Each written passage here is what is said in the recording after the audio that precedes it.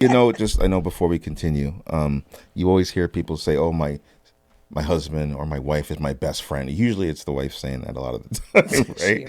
But it's true, it is, right? It's my best friend. I'm not your best friend? No. I always thought that to be very, very dangerous, right?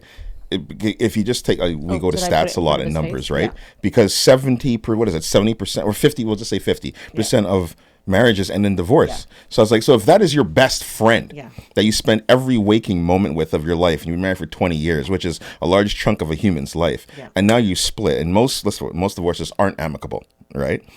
Yeah. Now your best friend is completely gone. Yeah. There's devastation. For sure, right? But I always found it very interesting because I used to say, well, you had all these best friends before you were married.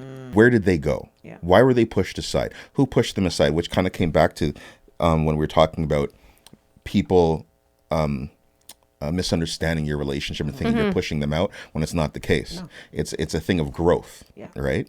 And it works both ways. Like, I mean, we allow you guys to have that space because you guys allow us to have that space of hanging out and going out and doing whatever and doing the same things we did when we were in college. And but you know what? That is something that's important to us. Yeah. And you guys, as great women, allow us to have that space. And I just think that in any healthy relationship, you have to have that. Man or woman, or whoever your friends are, it should never be a situation where it's one or the other. Yeah. You know, as long as you're handling your business, you should absolutely, and you're making sure you're giving time and attention to your partner, there should be no issue with also going and